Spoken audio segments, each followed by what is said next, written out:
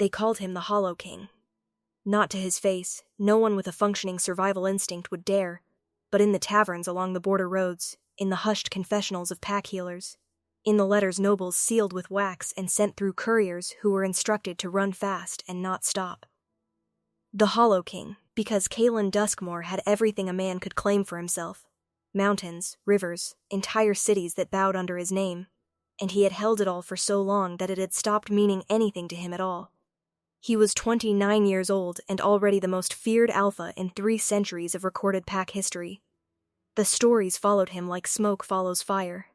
That he had ended the Blackthorn War in a single night, walking into their war camp alone and leaving at dawn with their general's sword and a peace agreement written in the man's own blood. That his howl, when he truly unleashed it, could be heard across 4 mountain ranges.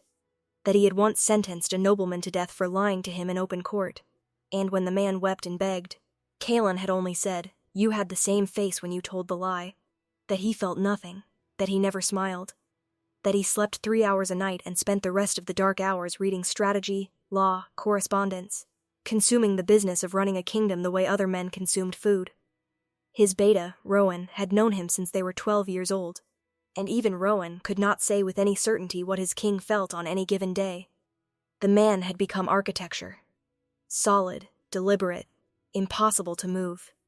This was the creature that the council feared when they pressed their agenda. This was the alpha that foreign kings consulted before going to war. This was the man who had not taken a meal with another person in 6 years. Not for lack of invitation, but because silence had become the only environment in which Cailan Duskmore could still think clearly. He ruled from the Ashkeep, a fortress in the high northern range that had been built by his grandfather and expanded by his father, and was now, under his hand, the most defensible seat of power on the continent. Its stone walls were 3 meters thick. Its towers reached above the snow line. And in the throne room at its center, beneath banners of black and deep gold, the Hollow King heard petitions 3 days a week and made decisions that shaped the lives of people who would never know his name. He did not consider this loneliness. He considered it function. He was wrong, but no one was close enough to tell him. The morning that everything shifted began exactly like the 300 mornings before it.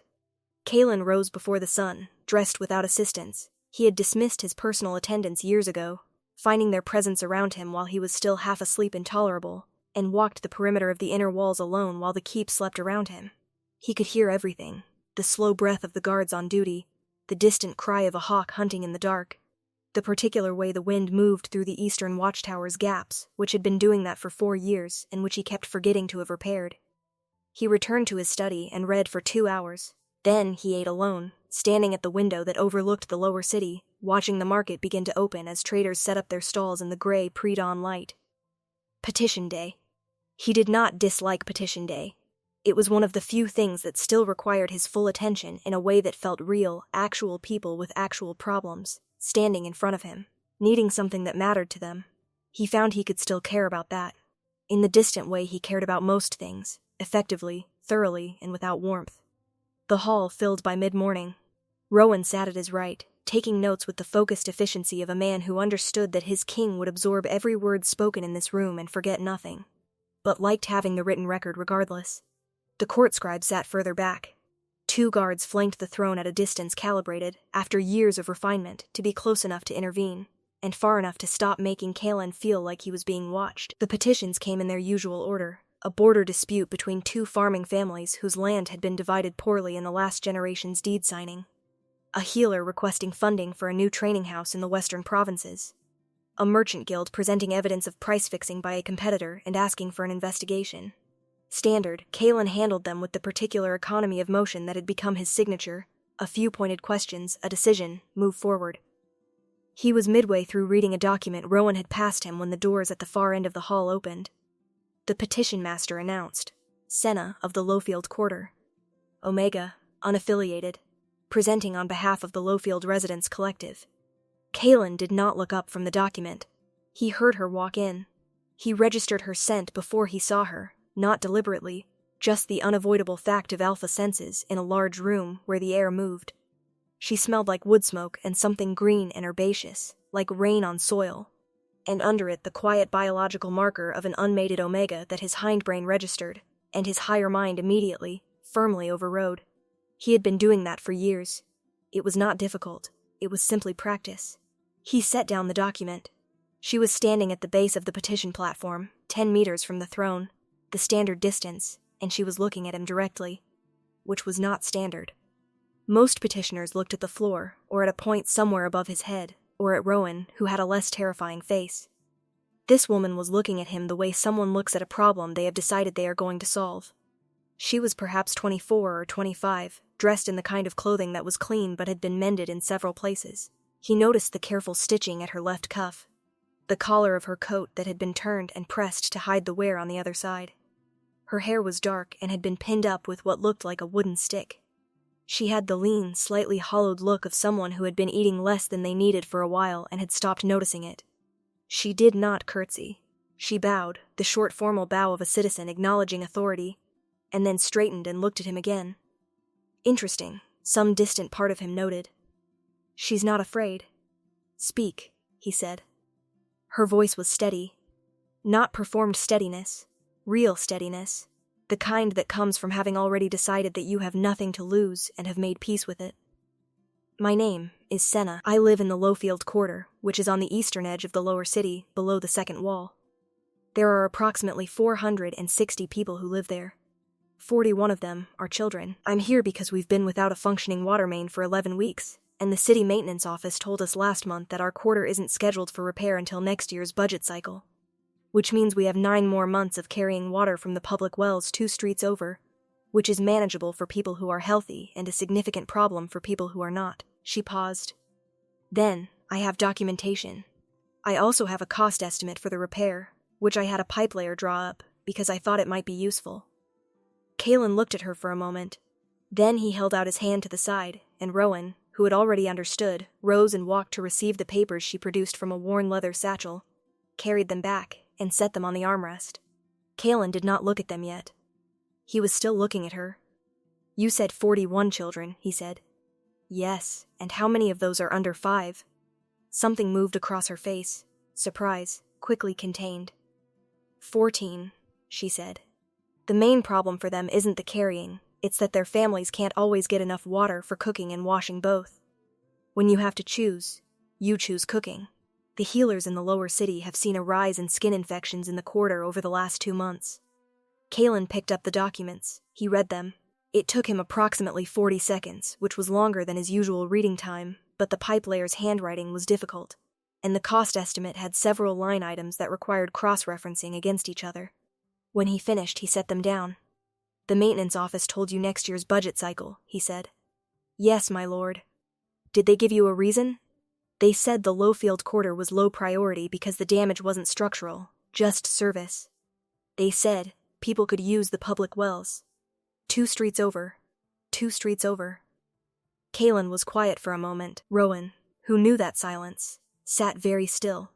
Rowan, Kalen said. Pull the maintenance schedule for the lower city. I want the Lowfield water main moved to the current cycle. Tell the office that the funding will come from the infrastructure discretionary line and that I want work begun within 2 weeks. He looked back at Senna. Is there anything else your collective needs? There was a fractional pause. A pause that, if he had been watching less carefully, he would not have seen, before she said, the lane between Lowfield and the Second Market has 3 broken sections of paving. People have turned ankles. An elderly man broke his wrist in a fall last month. Add it to the maintenance order, Kalen said to Rowan, and the lamp post on the north corner has been out since winter. The lane gets dark early, and women have stopped walking it alone after sunset. The lamp post as well. She took a breath. That's everything. Thank you, my lord. She bowed again and turned to go. Senna, she stopped. Turned back. You prepared documentation and a cost estimate, he said. Yes. Why? She looked at him with those direct, unfrightened eyes. Because I thought it would make it easier for you to say yes, she said. I didn't want to give you reasons to say no. He said nothing. She held his gaze for another second. She had very dark eyes, he noticed, the particular dark that looks almost black indoors, and then she turned and walked out of the petition hall. Her mended cuff pressed neatly to her side. Kalen looked at the closed doors for a moment after she left. Then he picked up the next document and continued working. But for the first time in as long as he could remember, the silence in the room felt like it had a shape to it. He told himself he had forgotten her within the hour. This was not true, but he was very practiced at believing things that were useful to believe, and so he moved through the next 3 weeks with the same efficient, hollow precision that had defined the last several years of his life. He signed the maintenance order. He reviewed correspondence. He mediated a territorial disagreement between 2 Highland packs. He did not think about a woman with wood smoke in her scent and a leather satchel full of careful documentation. He did not think about her. He absolutely did not think about her. The accident happened 23 days after the petition. He had taken to riding the lower city routes occasionally, not for any reason he cared to examine. Simply because the route through the Eastern Quarter was one of the less congested paths from the keep to the trade offices, and his schedule that particular Thursday required him to be at the trade offices by midday. He rode with 1 guard instead of the usual 4 because the usual 4 made the market lanes impassable. And he was not in the mood for the way people threw themselves out of the way of a large royal escort like a stone had been dropped into still water. He was crossing the lane that ran along the eastern edge of the Lowfield Quarter. He recognized it from the documentation, the lane with the broken paving, when his horse shied suddenly at a dog that bolted from between 2 market stalls. The horse recovered in 2 steps. Kalen was a competent rider and barely moved. But the shying had pushed them sideways into a woman coming around the corner, carrying a large clay water vessel on each hip. One vessel shattered on the paving stones. The other survived because she managed, somehow, to catch it against her body as she went down. Kalen dismounted before his guard had fully processed what had happened.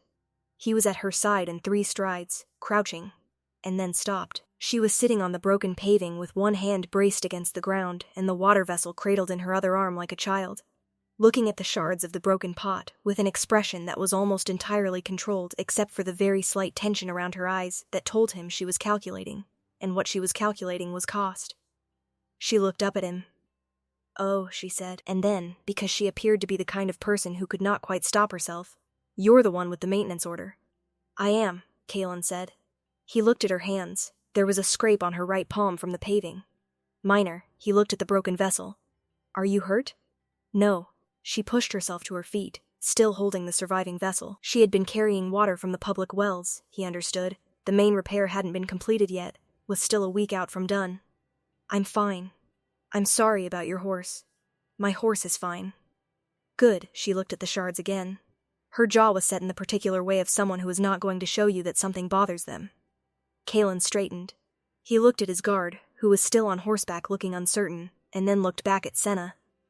"I'll replace the vessel," he said. "You don't have to, I know I don't have to." She closed her mouth, looked at him with those dark eyes. He was close enough now to see that she had faint shadows under them, the shadows of insufficient sleep, and that there was a small scar on her chin that she had probably had since childhood. "Where are you taking the water?" he asked. "Back to my building. I'm on the 2nd floor." He took the vessel from her before he had entirely decided to do it. She startled, let go before she realized she was letting go, and then looked at her own empty hands and then at him holding her clay pot. She started. "Which building?" he said. There was a long pause during which she appeared to be deciding whether to argue with the most powerful alpha in the region about a clay water vessel. She didn't. She led him down the lane, past the broken paving sections that were now chalked and waiting for repair crews, past the lamp that had already been replaced and was burning, a small domestic detail in the gray morning light, to a building of old stone with wooden stairs up the outside. He followed her up.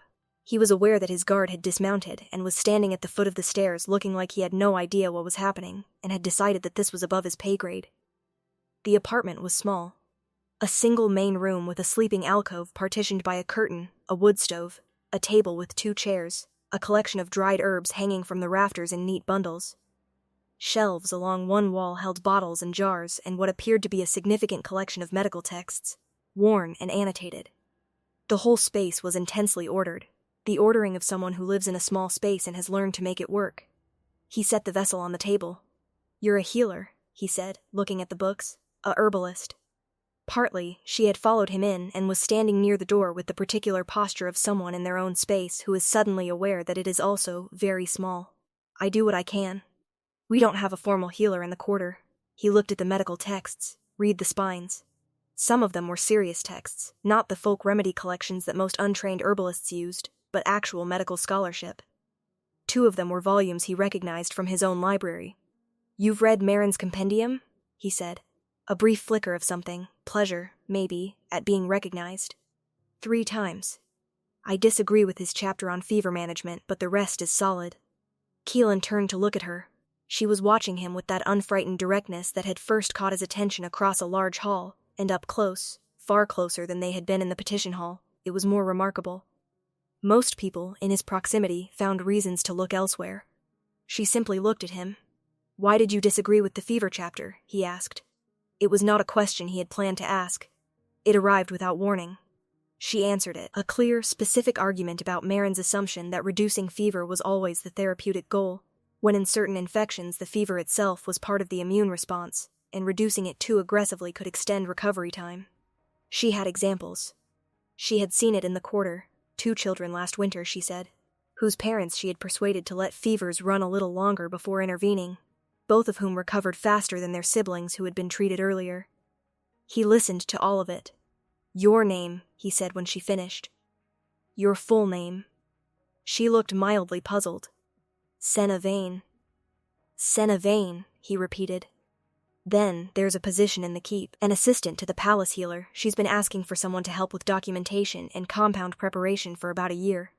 The salary is modest, but it includes housing and meals." The silence that followed was very complete. "You're offering me a job," she said. "I'm telling you about a position that exists." "Because I disagreed with Marin's fever chapter. Among other reasons." She looked at him for a long time. He waited with the particular patience of a man who was used to waiting for things to resolve themselves, because he had learned that pushing rarely produced better outcomes than patience. "I can't leave the quarter," she said finally. "Who would?" She stopped. Started again. "I know all the people here. I know which children are prone to respiratory trouble in winter, and which elder on the 3rd building has a heart condition and needs someone to check on him when it's cold. I know where to get what herbs grow in which season for what ailments. If I leave, you'd be leaving to become better trained," he said. "Whatever you know now, you could know more, and the people in your quarter could eventually have someone more capable." She was quiet. He could see her thinking about it, the particular quality of someone who is genuinely weighing something rather than performing deliberation. "I'll think about it," she said. It was not the answer he had expected. Most people, when he offered them something, said yes immediately or said no apologetically and repeatedly. She said, "I'll think about it," in the tone of someone who meant it. "Fair," he said. He left. He rode to the trade offices and had his meeting and returned to the keep and reviewed the evening correspondence and ate dinner alone.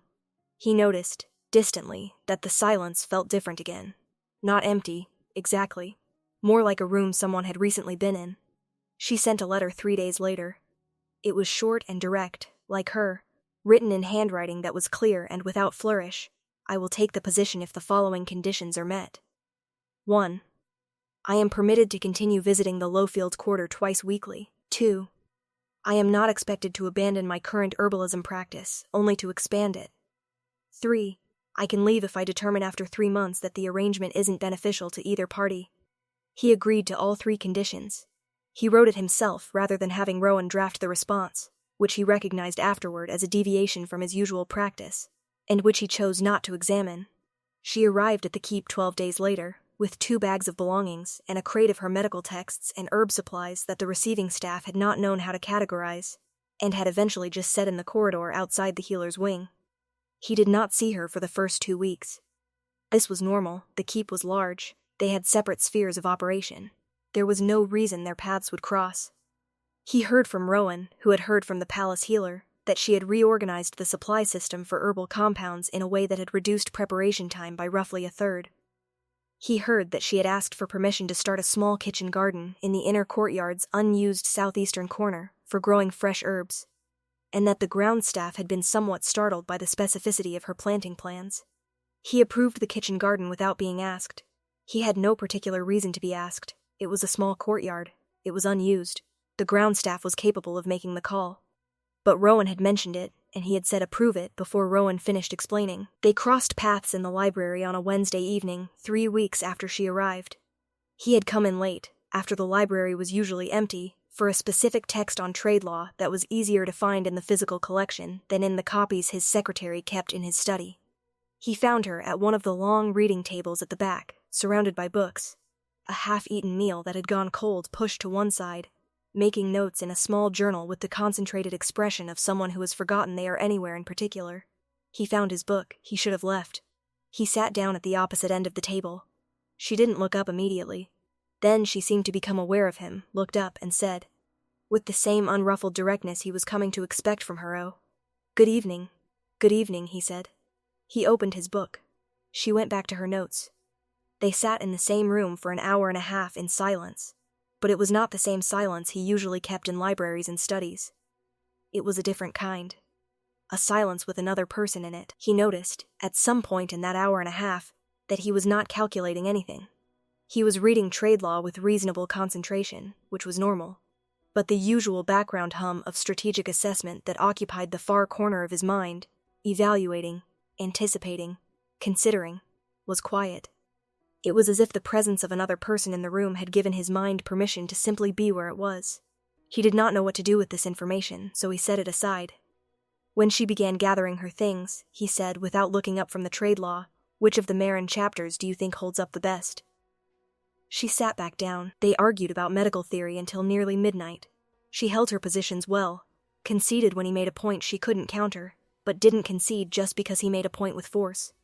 At one point she put a book in front of him and pointed to a paragraph and said, "Read that and tell me I'm wrong," and he read it and said, "You're not entirely wrong, but you're not entirely right either." And she said, "That's the most diplomatic I've ever heard you sound." And he looked at her, and she looked back, and for a second something passed between them that neither of them named. She said good night, and left.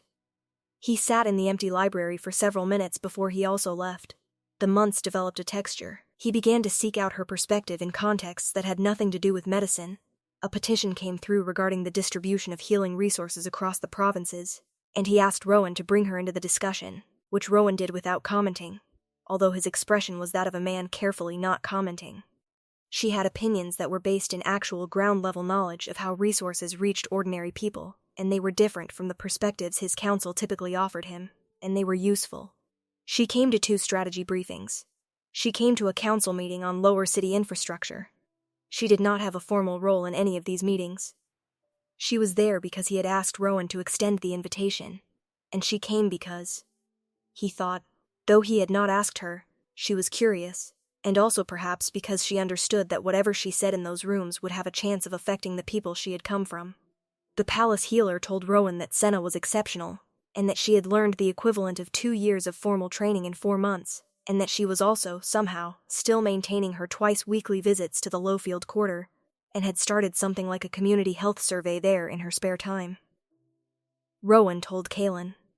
Kaelin said good and went back to what he was doing. He was also, without having explicitly decided to, eating dinner with another person for the first time in 6 years. It had happened accidentally the first time. She had been in the small dining room adjacent to the library when he came in, late, and there was no graceful way to leave without it being strange, so he had stayed.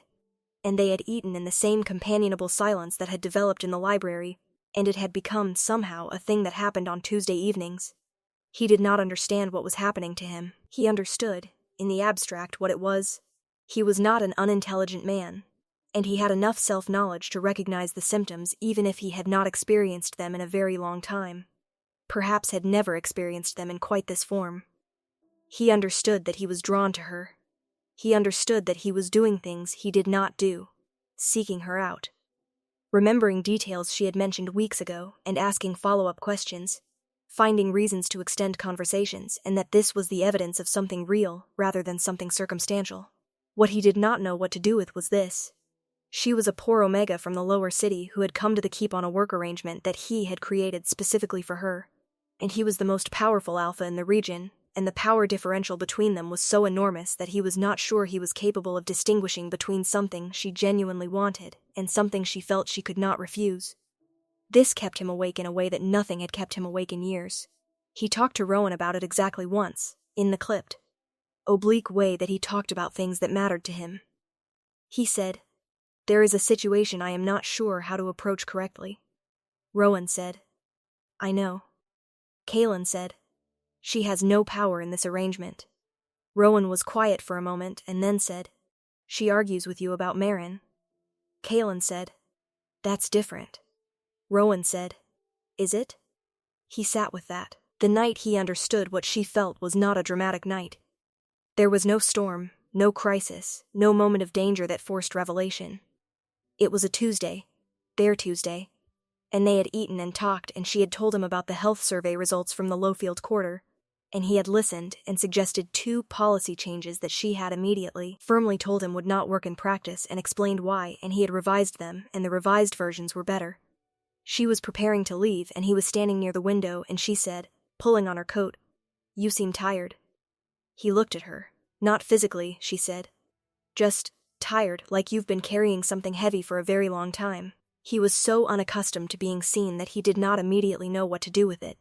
He said nothing, which was his default response to things that were true and that he had not prepared for. She looked at him steadily.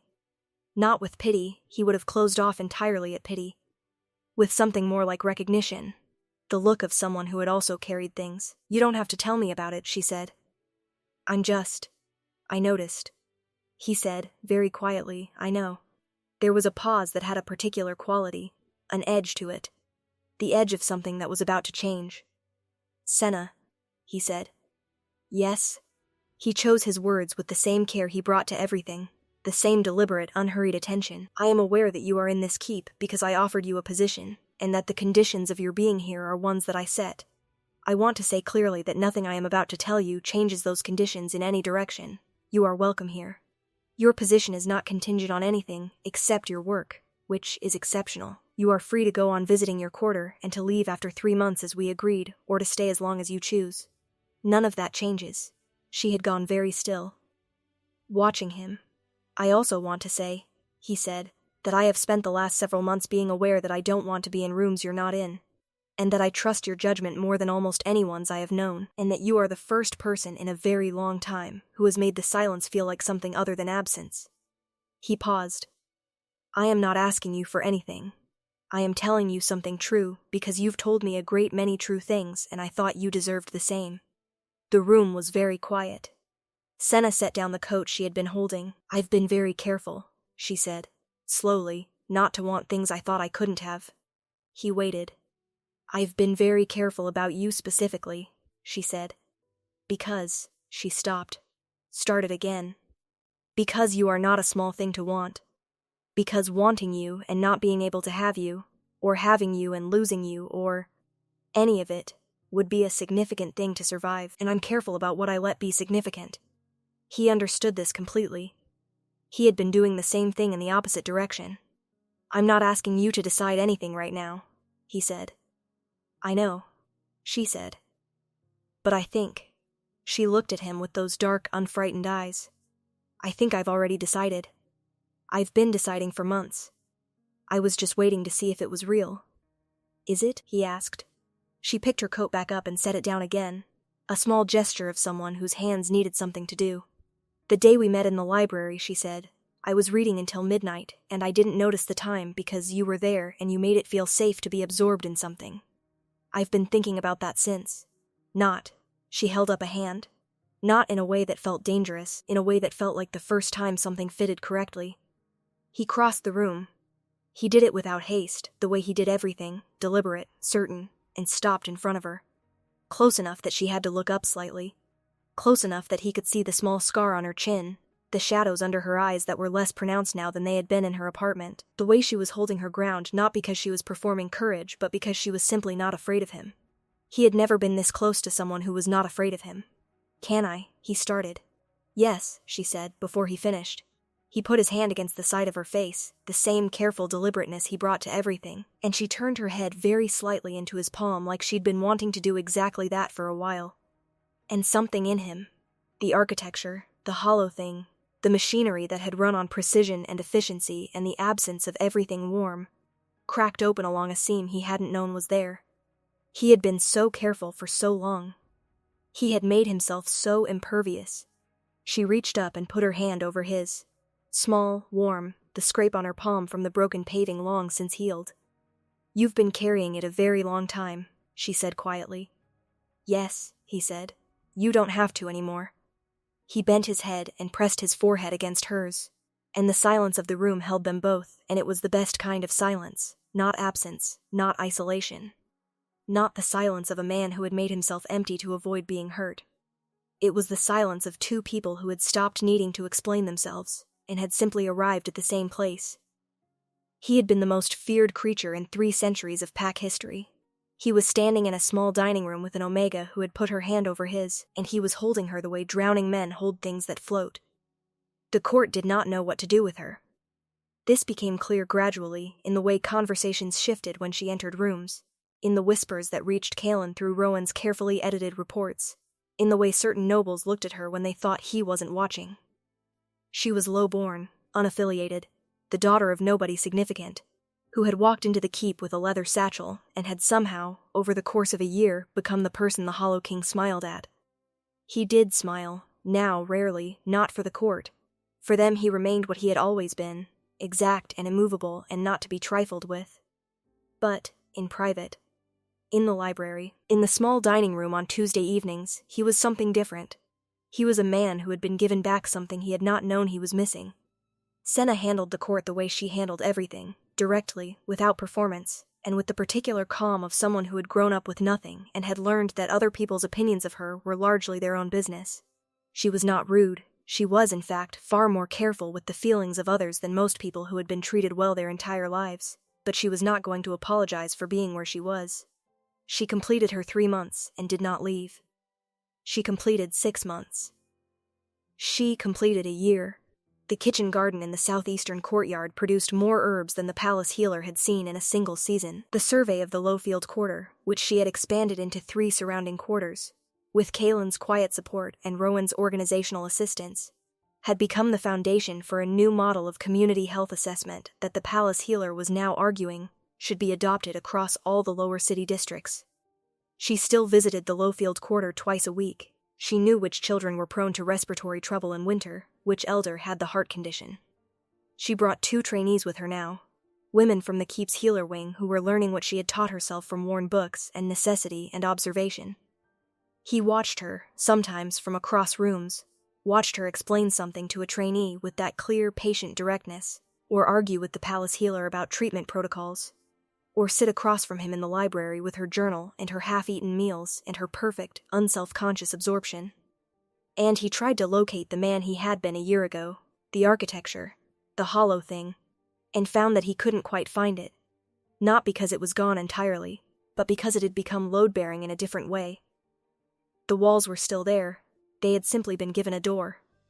He asked her, one evening in the library, why she hadn't been afraid of him. That first day, in the petition hall. She thought about it. I was scared, she said.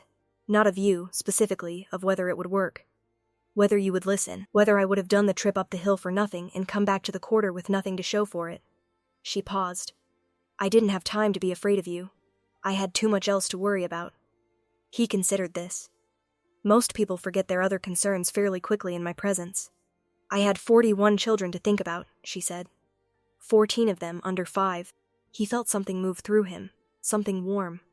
Something that might have been the specific feeling of being shown what mattering looked like. You knew all the numbers, he said. Of course I did. They were my people. She looked at him steadily. Still are. He reached across the table and put his hand over hers. She turned her palm up and held on. Outside, the keep settled into its nighttime sounds, the guards' low calls, the distant wind through the watchtower gaps. The sounds of a place that had been built for defense and had been, slowly, without anyone entirely planning it, made into something more than that. The Hollow King, they had called him. They would have to find a different name,